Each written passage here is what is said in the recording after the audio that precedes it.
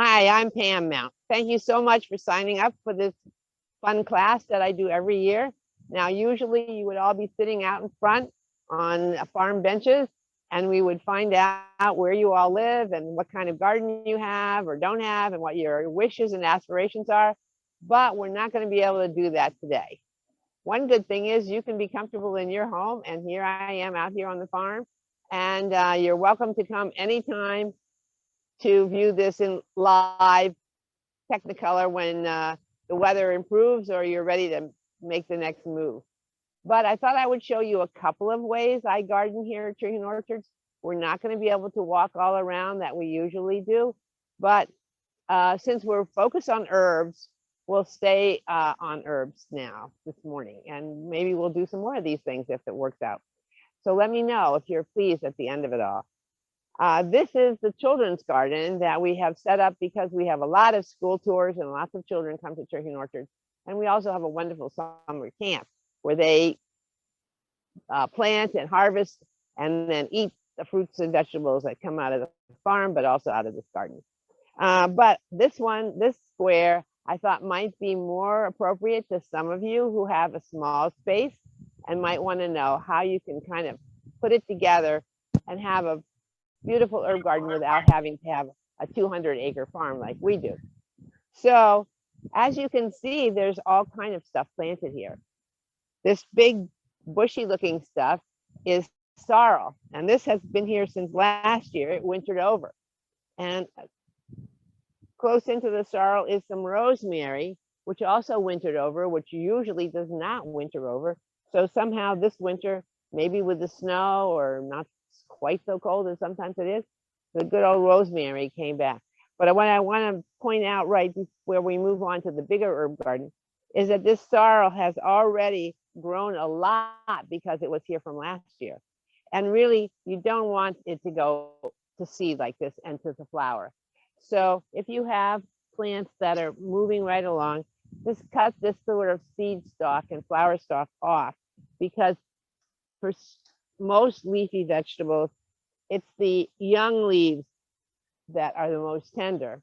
So when you peel this off, you can eat these parts, but also if you keep cutting the plant back, more will grow and those young tender leaves will be available to you. So just keep it pruned back. And what I try and remind everyone is this is your garden. You can try any kind of stuff. You don't have to go by a book. People who write books, I'm not sure they actually garden. So you can mix in flowers with your herbs. Just because it's an herb garden doesn't mean it can't have nice color. And most herbs are pretty green most of the time. So I always mix in some herbs, and these are pansies and some violas. Violas actually are edible flowers, so you can mix them into your salads when you're ready to use your sorrel for French sorrel soup or the greens in the salad. Over here we have some dill, parsley. I always plant a lot of parsley because caterpillars love parsley, and then you get beautiful butterflies, so you have to share. There's a question, if you can repeat the question, what is the best way to grow dill? It never seems to last very long. And is there a good way to keep worms off your parsley? Can you repeat the question? We're concerned, first of all, about dill. Now, dill, like things like cilantro and maybe even parsley, but mostly dill grows very quickly, goes to seed. Now, a lot of people want dill seed to make dill pickles and things like that. So there's a reason to let it go to seed. But if you don't want the seed and the flower, then you should keep pruning it back so that there's, just like I was saying with this sorrel, there's plenty of young leaves.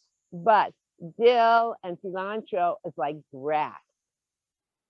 You have to consecutively plant over the season. You can buy plants now, but that plant will not last all summer. It'll grow up, die off, and then that's the end of it. So if you want to have young leaves, you do need to plant some seeds I think we plant every couple of weeks.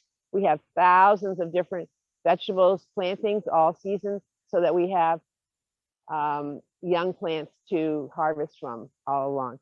So now you can plant the plants because that gives you a jump start. But then if you want to have stuff for the fall or end of the summer and into the fall, you could use some seeds, but that will take time and you have to wait until they like grow. And so you won't really probably be able to find these plants later on in the summer. So you might want to think about getting some seeds now and then planting them so that they will be ready to pick the leaves in the end of the summer. And you were also asking about worms. We don't call them worms. I think they're caterpillars. And we all try to be sustainable and be stewards of the land. And now more and more people realize that even in our smallest backyard, there's a whole ecosystem of plants and animals that live together happily and really need our backyards to be home for them. And one of the things is butterflies. And butterflies, there's a certain kind of butterfly, which is, we don't know, swallowtail for that love parsley.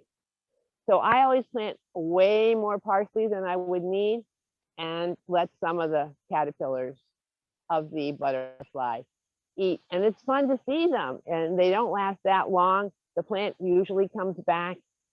So if they eat off a few leaves, you can share.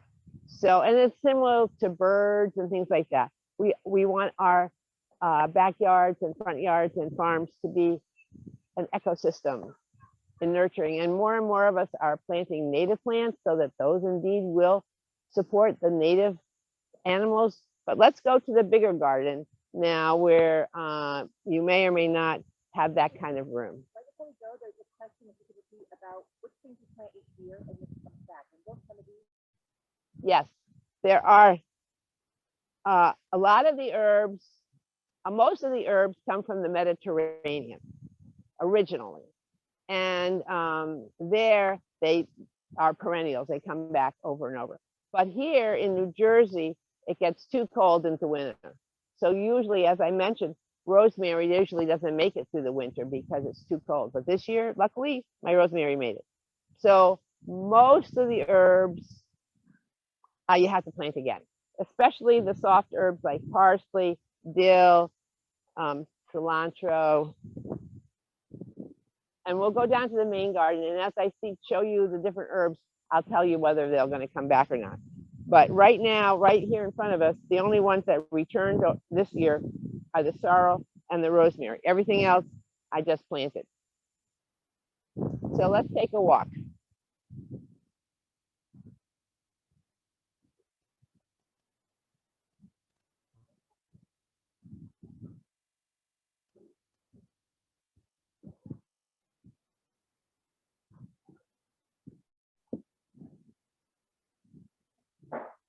Can you get my bucket?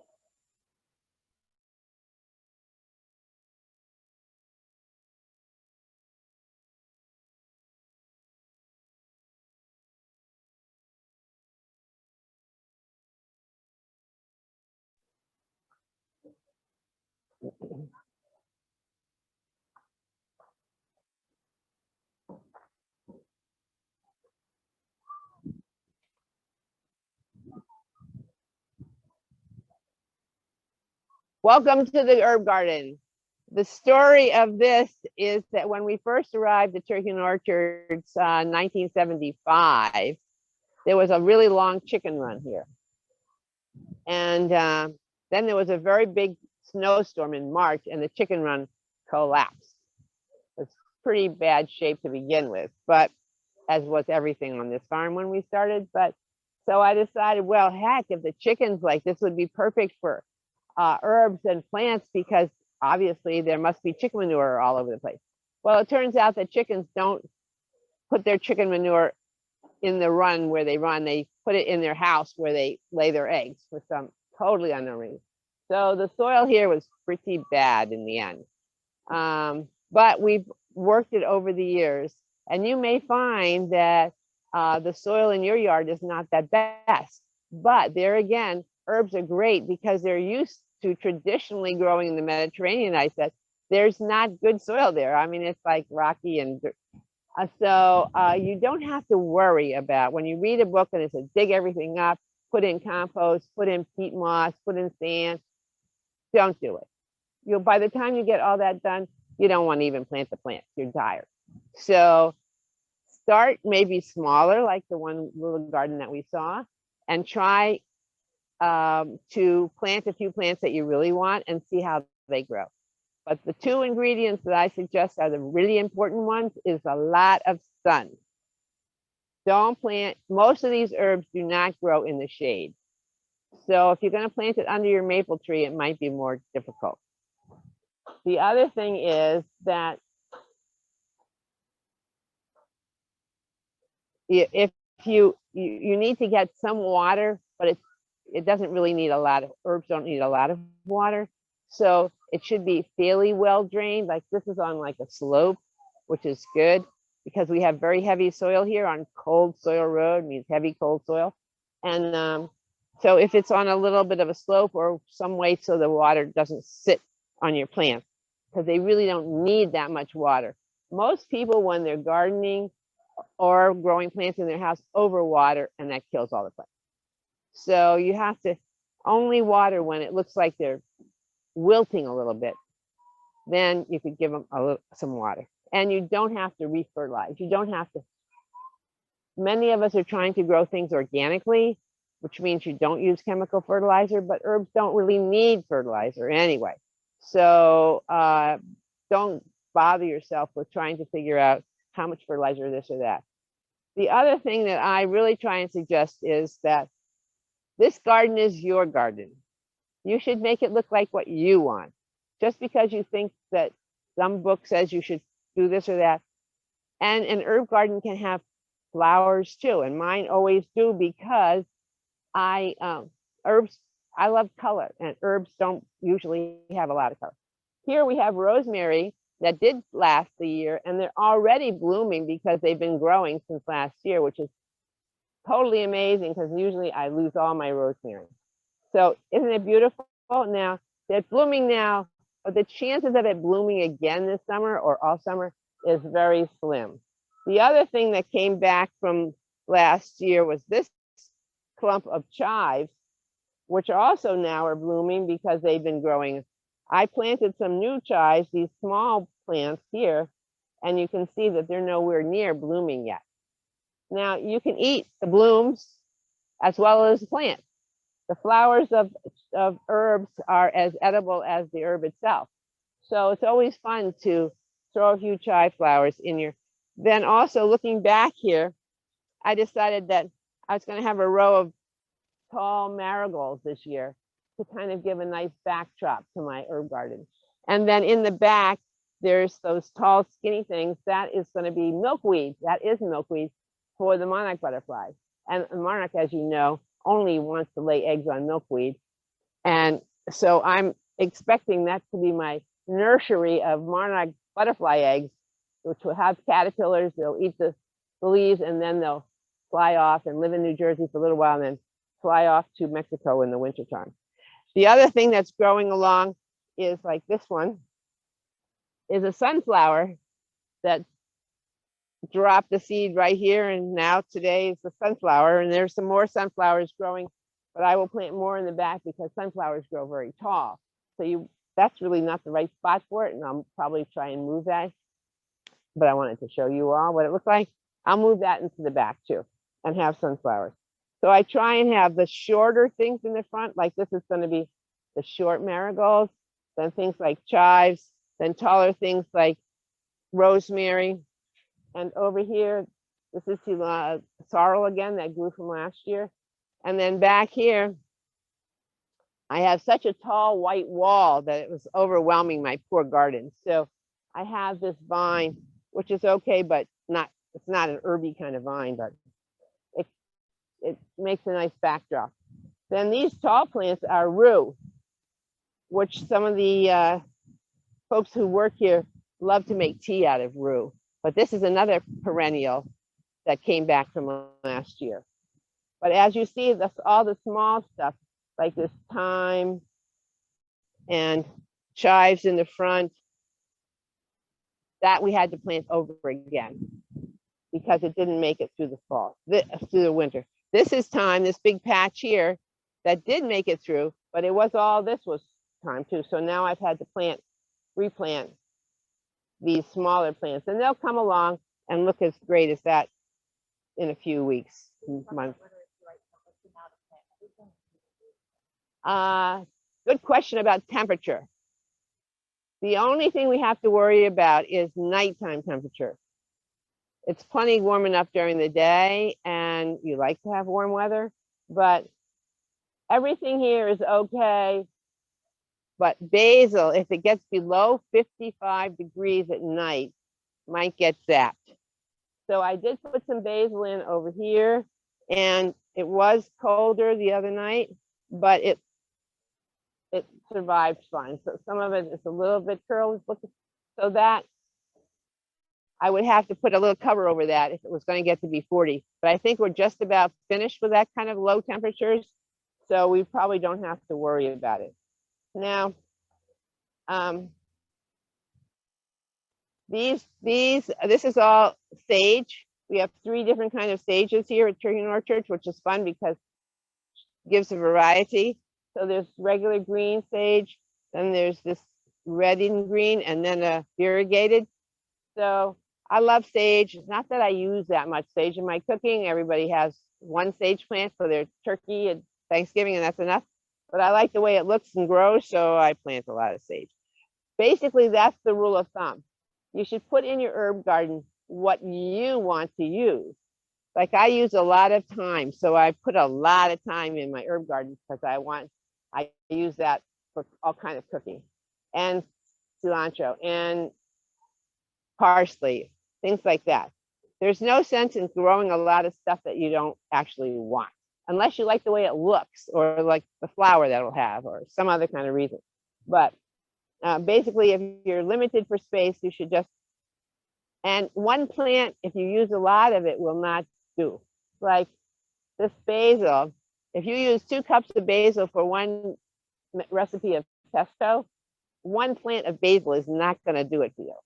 You're going to need to plant a few plants. And then again, you snip off the tops and then if you're picking the leaves, pick out the older leaves so that the plant grows. You have to some plants grow from the center, which is what basil does. You see the new leaves are in the center stem. And then some other plants like these dill grow from the roots. So if they grow from the center stem, you don't want to take too much of the center stem off unless it's going to seed and going to flower, and you don't want that to happen. But if you're just harvesting this to have a few leaves in your salad or do something with it at dinner time, take the older leaves from the bottom of the basil plants, parsley plants, things like that that grow in multiple stalks. So the question about what we use sorrel for. Well, you can use it for sorrel. We call it French sorrel because people know French sorrel soup, which is a kind of a creamy green soup. It's delicious, but very few people make French sorrel soup. So most of us just use the greens from sorrel in like a salad green, like a tasty green, like an arugula or other kind of green. And we like it because it's so hardy and lives on and on, so it sort of sticks around. And you can experiment with how you would like to eat it. But you could throw it into any kind of soup as a nice, like sort of like you use in a spinach in a soup or other kind of greens in some kind of a vegetable soup if you were doing that. We have oregano, which is just coming, a small plant here because that didn't make it over winter. And oregano grows along the ground, sort of like thyme. It doesn't grow tall. So you have to plant enough because there's not a lot of stems. So you would want to put enough oregano if you like to use a lot of oregano. You're going to have to plant a lot of oregano to make something. What are these? These are all parsley along the edge here because I'm waiting for my caterpillars. And this background here this is all mint. Now, mint is very tenacious. And the reason this is all new planting is because the mint had grown all the way over to that bottle sculpture. So this year I cut it all down because it'll grow fast, but it's very, very invasive. Someone has a question about her mint. It went and she let it go as ground cover. Will it compromise her shrubs or perennial flowers, or can she just let it keep going? If it doesn't get too tall and you like the way it looks, it'll be fine. It's good to have ground cover under your bushes and under your trees, because we all want to have, leaving just dirt or having to mulch all the time, it's not worth it. So mint is good if you have, I sell one, they call it prostate, it's low growing, and that spreads around. Some people put it in between their flagstones and things like that.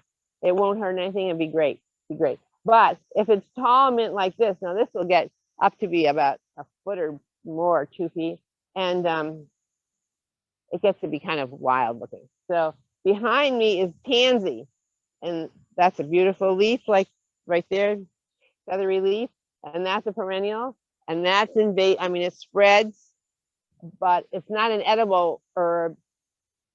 People grow it, I grow it for the yellow flower. It's a wonderful clumpy yellow flower and a long stem, and we cut it all summer. And it fills in this nice little slope of this building here, and comes back every year. It's great. Pansy. So we have cilantro right here, or it can come a little bit lower. It looks sort of like parsley, but it's a softer leaf. And one viewer, Josie, has trouble growing her cilantro. She says it gets plenty of sun, about 6 hours, and anything else grows well in her garden. Will you have any tips on cilantro? Maybe you bought the plant from the wrong place. I'm not sure. Again, I don't think cilantro lives a long time. If it grows up, if you're picking too much of it, you need to plant more so that you can pick enough. But if you pick too much, then you kill off the plant, because obviously the leaves of the plant are feeding the roots. So if you pick it too heavily, then it might not recover enough to keep going. Now, some of you may have patios that you're interested in planting, and patios work great because usually they're sunny and you're right near a water source or whatever. But the key ingredient to planting anything in pots is that the pot has to be big enough for the roots. So if you have a little pot, that plant will stay very small. If you have a bigger pot, your plant can grow bigger. This, I planted some basil. This is a pepper plant, a tomato. I call this my little tomato garden.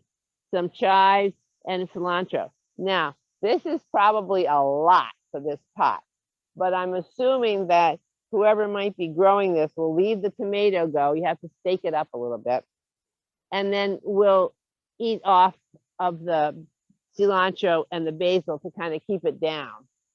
But if you let it all grow, it's probably too much plant for this one pot. Someone's asking, in a planter and also outside, what's the rule of thumb for how far apart and how deep you should plant plants? And then also, is there a different rule for seeds? It's a good question. The plants need to be in the ground. And when you plant something,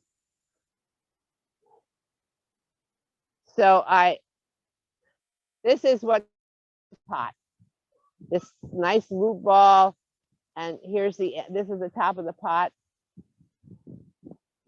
So you dig a hole big enough to put the whole root ball in. You open up the roots down here. If they're all kind of growing around in a circle, you want to open them up a little bit. And then you put it down, and so that this is the top of the earth, not below too much ground. You don't want to smother it up here.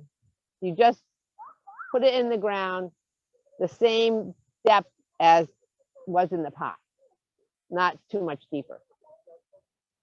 Then you have to pack it around and kind of pat it down, step on it to settle it into the ground. And then luckily I planted this yesterday, some of this stuff yesterday, and it rained last night and they're settling in nicely. If it doesn't rain, you have to water them. And the first couple of weeks, okay. With the what? The first couple of weeks, you do need to water. Sorry, my refrigeration unit just kicked in, so there's a little buzz in the background. So as I said before, you don't have to water all summer long unless it really gets dry. But when you first plant things, you do need to water them in. But it does not require a ton of water because, as you see, the root's not that big. So it only has to go down into the ground a couple inches. Are there any things that are better to plant from seed rather than starting a plant like this? In my experience, you have to know what you're doing with seeds. And it's way too late. It takes maybe 72 days to get a plant to harvesting time or whatever. If you plant the seed, that costs like $2 a pack. You get way more seeds than you need, and then half of them it doesn't grow, or it doesn't grow fast enough. So as I was saying with things like parsley and dill, if you buy a few plants now and you can grow them along, and then if you want to have fresh leaves, you could plant some seeds. But you have to put them in a place where the weeds always grow a lot faster than the seeds grow. So we're going to walk up to see what the plants look like in the pots.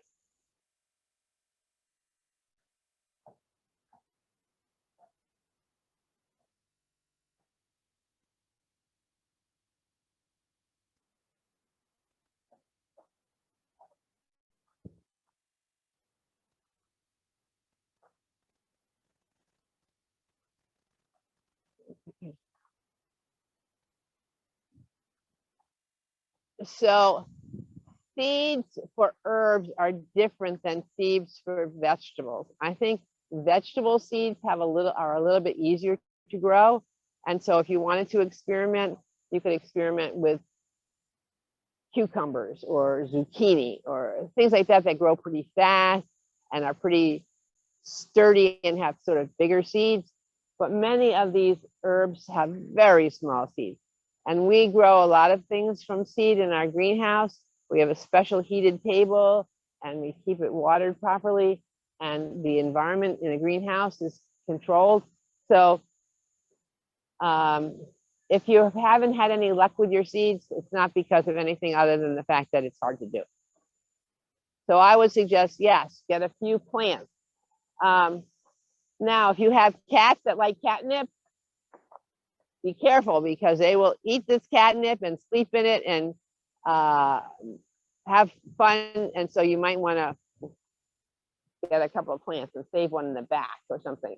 And here's the mint that we talked about that goes along the ground and is fine to go underneath. And then you can still eat this, even if it's growing under your bush or whatever. It's still edible and wonderful. But certainly you can see that it's a different kind of plant than a tall plant like this. So this is the one that goes along the ground, and this one is the one that's like a spearmint or a peppermint that grows up high. And they can grow, 2 or 3 feet. So you want to sort of check it out as to how big the plant's going to get.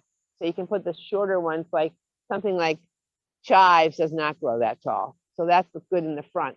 Then something like this lemon verbena, which many people do not know about, but lemon verbena is fantastic, wonderful herb. And it really is super lemony. You can use it for lemonade, for any kind of lemon in food, salads, and teas, perfect.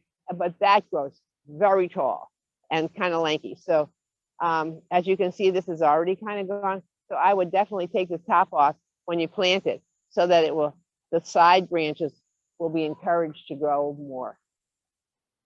If you just let it go, all you get this one stalk, and you want to have it bunch out a little bit more so you have more leaves to use in your tea. That's lemon verbena. Someone asked about oregano. Do you harvest the stems or just the leaves? with the flowers to dry, or do you just pick the leaves off? Well, once you pick the leaves, you might as well pick the stem, because the leaves don't really grow again on the stem. So now oregano grows across the ground. It's spread low, and it would be like a lot of work to pick just leaf by leaf. So when this, you're going to have to wait for it to grow big enough. If you start picking it when it's small like this, it slows the plant down. And it's not as fast grower as something like the basil that grows really fast and really big, and you can pick the leaves off whenever you want. So I would say that if you want to freeze these things, oregano, or dry them, I would let it go most of the season until it was pretty big. Now, it may be that you're going to be lucky and it will live over the winter, or it may not live over. So if it's not going to look like it's going to live over, then you should just harvest whatever you can harvest and don't worry about it, and freeze it and keep it, so then you can use it all winter, which would be the point of the whole thing. Why keep it if it's not going to last anyway? So, but mostly what people want to use when they're eating it is the leaves. So if you do pick it with the stem, then you probably in your kitchen have to take it off the stem when you're going to freeze it or dry it.